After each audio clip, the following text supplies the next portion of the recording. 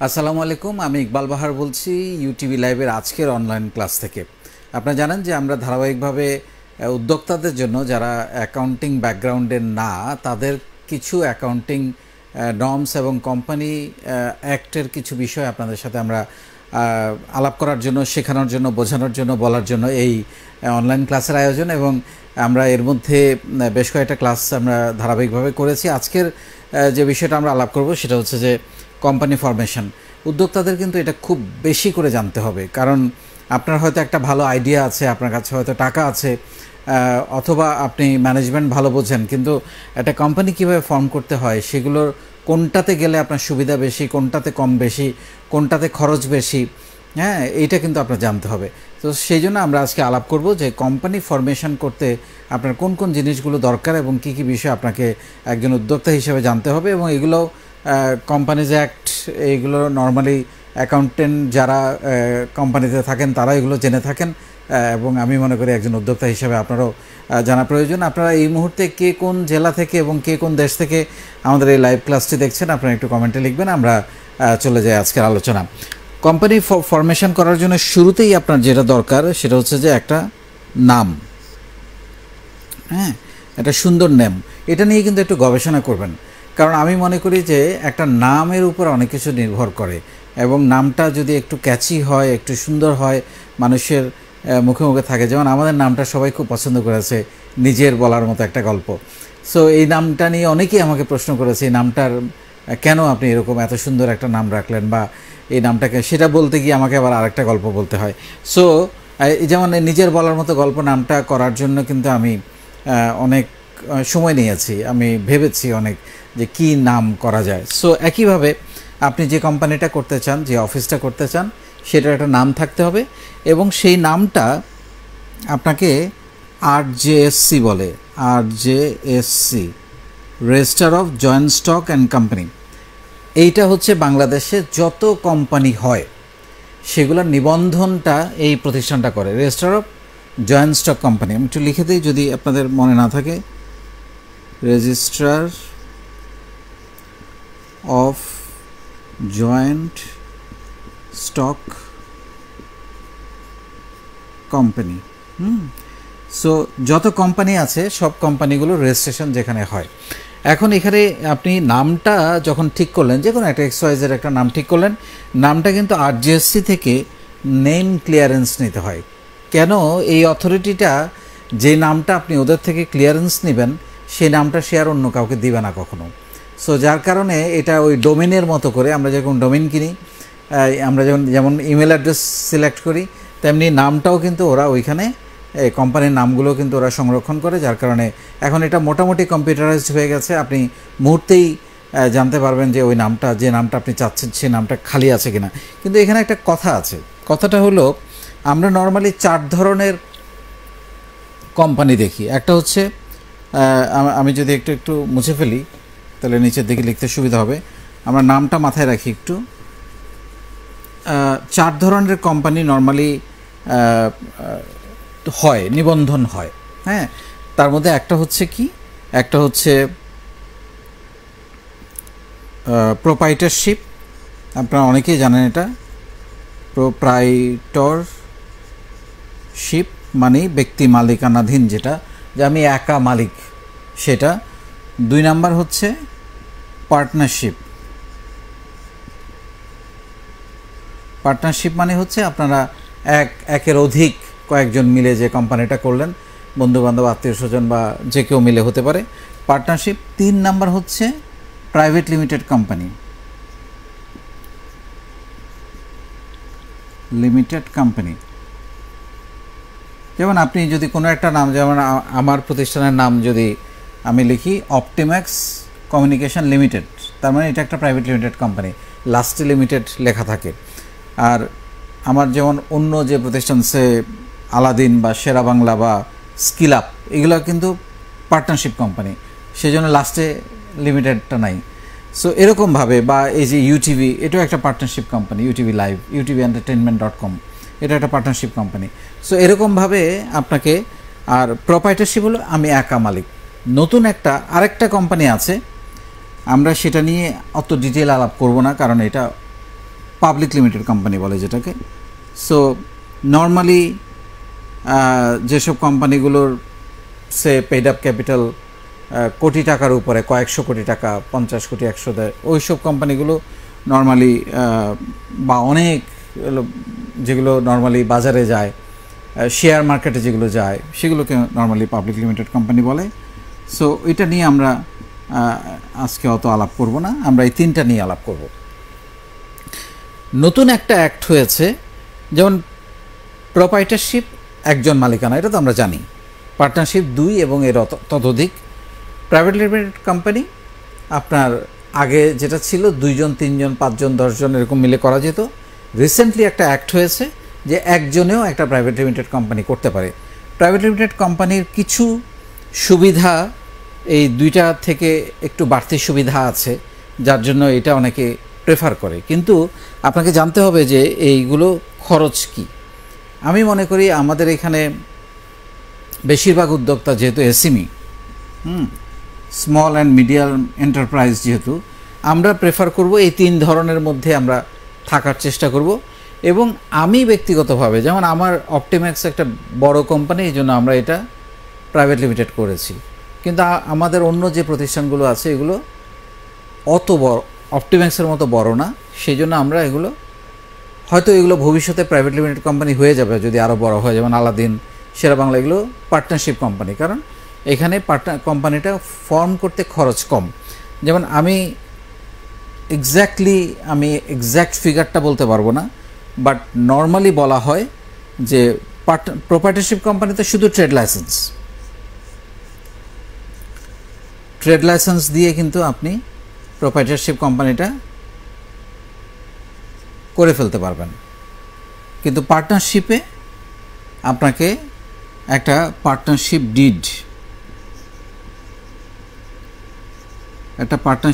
Did করতে হবে, যেটা 3000 টাকার স্ট্যাম্পে হয়, এবং যেটা ওই যে আরজেএসসি থেকে যেটা লিখেছিলাম আমি তখন, আরজেএসসি থেকে নিবন্ধন করে নিতে হয় এই পার্টনারশিপ ডিডটা।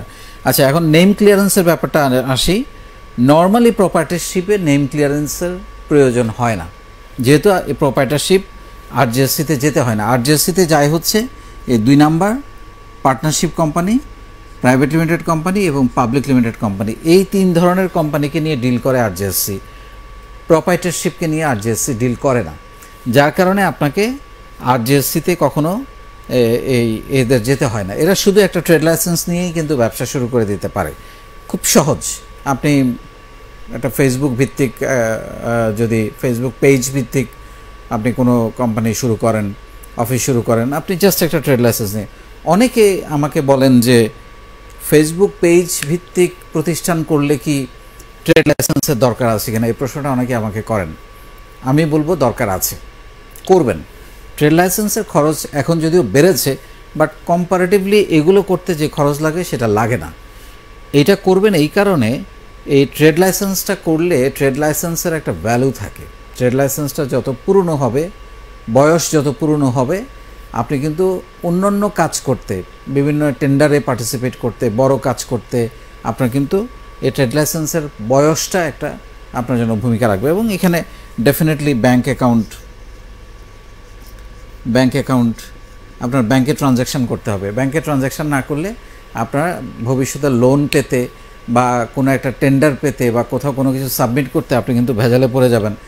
আমরা অনেকেই যারা ফেসবুক পেজ দিয়ে যারা ব্যবসা করি, তারা অনেকেই ব্যাংক অ্যাকাউন্ট, মানে ট্রানজ্যাকশানগুলো ক্যাশ করেন, ক্যাশ অন ডেলিভারি, এভরিথিং। আপনি ক্যাশ অন ডেলিভারি করেন, টাকাটা ব্যাংকে জমা দেওয়ার চেষ্টা করবেন। কারণ আপনি যদি ব্যাংকিংটা না করেন, আপনি যে অনেক টাকা সেল করেন এটা তো আপনি, কথার কথা, আপনি একটা পেজ দিয়ে শুরু করেছেন একটা কোম্পানি, 2-3 বছর পর করার পর আপনারটা এত বড় হলো যে আপনার এখন ইনভেস্টার নেওয়া দরকার, আপনার ভ্যালুয়েশন তৈরি করা দরকার। তাহলে আপনি ইনভেস্টারকে বুঝাবেন কী করে যদি আপনি ব্যাংকে লেনদেনটা না করেন? কারণ ইনভেস্টারকে আপনি বললেন যে আমি গত বছর এত লক্ষ টাকা সেল করেছি, সে তো ব্যাংক স্টেটমেন্ট না দেখলে বিশ্বাস করবে না। তাহলে আপনার অবশ্যই একটা ট্রেড লাইসেন্স এবং ব্যাংক অ্যাকাউন্ট, আপনি যে ফেসবুক পেজ ভিত্তিক করেন আর যেই ধরনের প্রতিষ্ঠানই করেন, প্রপার্টারশিপ একা করলে ডেফিনেটলি এই দুইটা জিনিস আপনি করবেন। ব্যাংকে ট্রানজ্যাকশানটা করবেন আর ট্রেড লাইসেন্সটা করে রাখবেন। না করেও আপনি করতে পারেন, এই দুইটা না করেও আপনি প্রপার্টারশিপ বিজনেস আপনি করতে পারেন। ফেসবুক পেজ ভিত্তিক করতে পারেন, কিন্তু আলটিমেটলি আপনার প্রফেশনালিজমটা তৈরি হবে না, আপনি ভবিষ্যতে বড় হইতে পারবেন না। এটা বড় হইতে গেলে আপনাকে কিন্তু এগুলো লাগবে। সো এইখানে আপনার খরচ কিন্তু শুধু ট্রেড লাইসেন্সে, কিন্তু এইখানে পার্টনারশিপ ডিডে যেটা বললাম এখানে একটা খরচ আছে, আপনার ট্রেড লাইসেন্সে খরচ আছে, এখানে যা যা লাগে মোটামুটি সবই এখানে লাগে। কিন্তু এই পার্টনারশিপ ডিডের জায়গায় এখানে যেটা লাগে সেটা হচ্ছে মেমোরেন্ডাম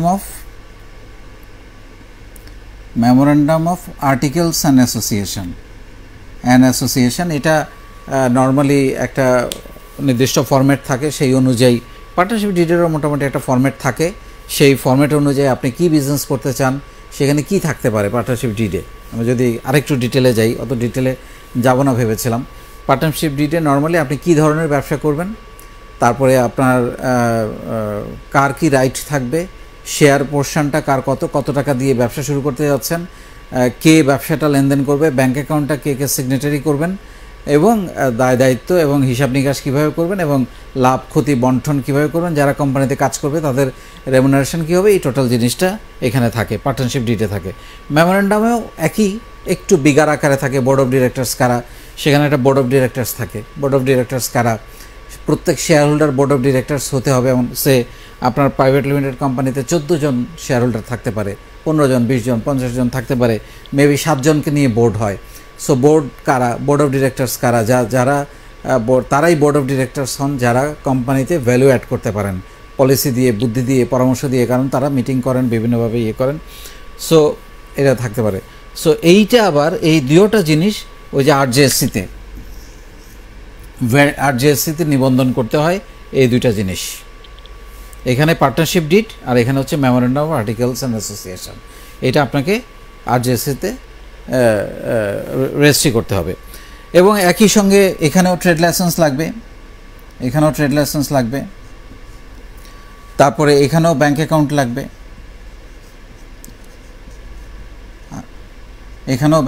লাগবে, কিন্তু এই ট্রেড লাইসেন্স করতে আপনার কি লাগবে এটা একটু জানতে হবে। এখানেও ট্রেড লাইসেন্স করতে কি লাগবে এটা আপনার একটু জানতে হবে, এখানেও তো লাগবেই। ট্রেড লাইসেন্স করতে পার্টনারশিপে বা এখানে যেটাই হোক, প্রপার্টরশিপে ট্রেড লাইসেন্স করার জন্য সিম্পল, আপনার ছবি, কি ধরনের ব্যবসা করতে চান। ট্রেড লাইসেন্সের ফি নির্ভর করে আপনি কি ধরনের ব্যবসা করবেন সেটার উপরে, সে ধরনটা আপনাকে লিখতে হবে। আপনার ছবি লাগবে, আর আপনার একটা ব্যাঙ্ক অ্যাকাউন্ট লাগবে। হ্যাঁ, এইটা দিয়ে আপনি প্রপার্টরশিপে আপনি কিন্তু ট্রেড লাইসেন্স আপনি পেয়ে যাবেন, কিন্তু একটা কমার্শিয়াল অ্যাড্রেস দিতে হবে। এটা হচ্ছে আরেকটা ঝামেলা, সেটা হচ্ছে একটা হাউস রেন্ট ডিড। আপনি যদি ট্রেড লাইসেন্সের নামে কোম্পানিটা করতে চান, প্রপার্টরশিপেও এই ঝামেলাটা আছে, আপনার একটা অফিস ভাড়ার ডিড লাগবে। এখন আপনি যদি সেটা ভাড়া হয় ভাড়া দিবেন, আপনি যদি নিজের মালিকানা হয় তাহলে আপনার মালিকানা দলিল দিবেন, দিয়ে কিন্তু আপনার ট্রেড লাইসেন্সটা করতে হবে, ঠিক আছে। এবং ব্যাংকেও কিন্তু ওই জিনিসগুলো আপনার চাইবে, এবং অ্যাকর্ডিংলি ওইখানে টিন, ট্যাক্স আইডেন্টিফিকেশন নাম্বার, এখন এটা টিন হয়ে গেছে।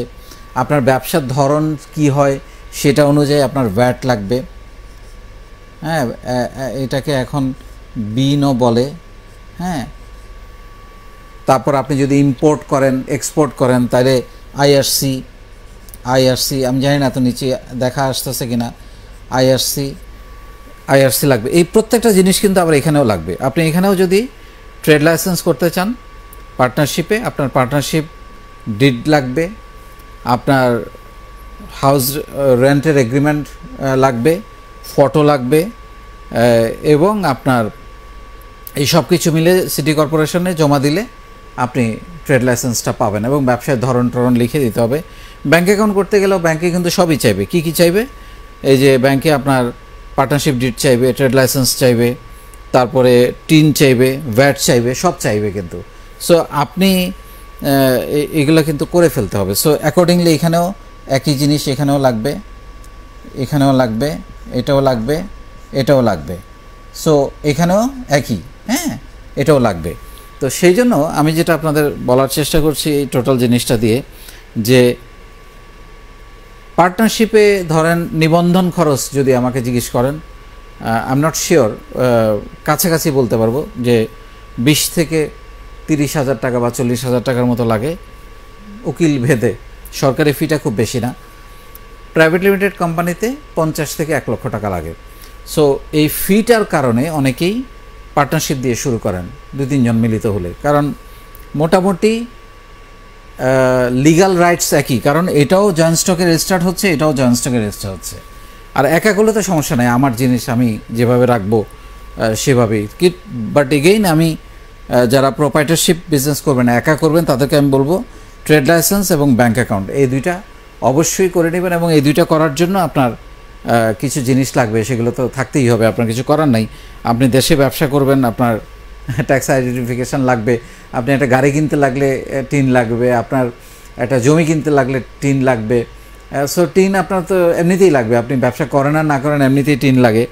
আর ভ্যাট আপনার ব্যবসা ধরেন ই কমার্স বা অন্যান্য ব্যবসা করার জন্য প্রোপ্রাইটারশিপ এগুলো, বা আপনি যদি ইম্পোর্ট করেন, আপনি যদি প্রোপ্রাইটারশিপ হন, ইম্পোর্ট করেন, আপনার কিন্তু আইআরসি মানে আমরা জানি তো না আইআরসি মানে কি। আমরা কোম্পানি ফরমেশনের এই জিনিসটা আমার ধারণা আপনাদের বোঝা হয়েছে এবং কোনটা কী জিনিস আপনারা বুঝতে পেরেছেন। আমি এখন একটু ডিটেলে যেতে চাই, সেটা হচ্ছে এই যে আইআরসি বললাম,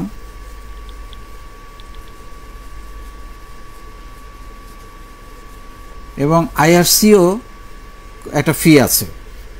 সো আপনি যদি ইম্পোর্ট করেন আপনার আইআরসি লাগবে, আপনি যদি এক্সপোর্ট করেন তাহলে ইআরসি লাগবে।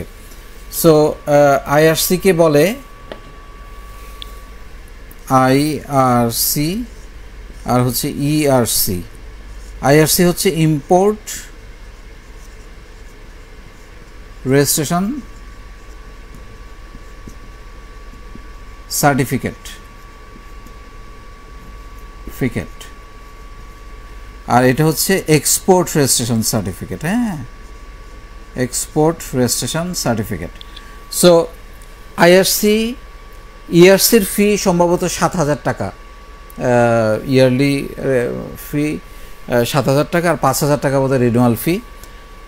আইআরসি ডিপেন্ড করে, এখানে অনেকগুলো স্ল্যাব আছে, 5 লাখ টাকা থেকে শুরু করে 25 লাখ, 50 লাখ, 1 কোটি, 5 কোটি, এভাবে করে স্ল্যাব আছে। স্ল্যাব অনুযায়ী ফি, মানে আপনি বছরে যদি 1 কোটি টাকা, 50 লাখ টাকার আপনি প্রোডাক্ট ইম্পোর্ট করেন, আমদানি করেন, তাহলে এক ধরনের ফি। 50 লাখ টাকা এক্সিড করলে সেটা আরেক ধরনের ফি। সো এইভাবে স্ল্যাব অনুযায়ী এটাও এরকম 5,000, 8,000, 10,000 এরকম করে স্ল্যাব আছে, 18,000 এরকম করে স্ল্যাব আছে। সেই অনুযায়ী আপনি আইআরসিটা নিতে হবে। আর এক্সপোর্ট করতে চাইলে আপনাকে ইআরসিটা নিতে হবে। এবং আপনাকে আইআরসির জন্য আবেদন করতে হলে আপনাকে যেটা দিতে হবে একই জিনিস, সেখানেও আপনার কিছু ডকুমেন্ট দিতে হবে। এটা আপনি ট্রেড লাইসেন্স দিতে হবে 1 নাম্বার। আইআরসির জন্য অ্যাপ্লাই করতে হলে আপনাকে ট্রেড লাইসেন্স লাগবে। দেখেন এই ডকুমেন্টগুলো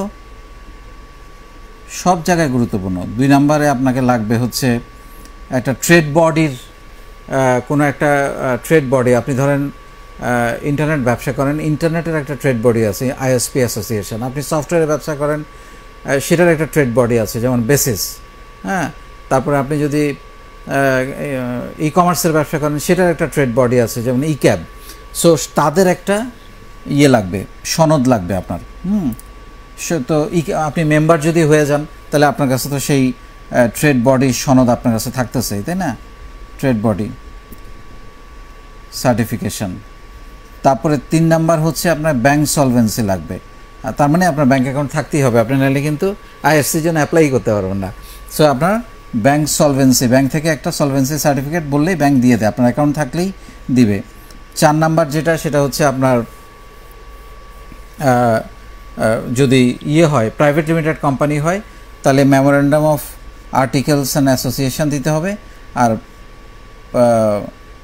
যদি পার্টনারশিপ কোম্পানি হয় তাহলে পার্টনারশিপ ডিড দিতে হবে আপনাকে। হ্যাঁ, এই জিনিসগুলো আপনি যদি, আরেকটা হচ্ছে যে 5 নাম্বার হচ্ছে যে টিআইএন, আপনাকে টিআইএন দিতে হবে, ইটি এখন 18।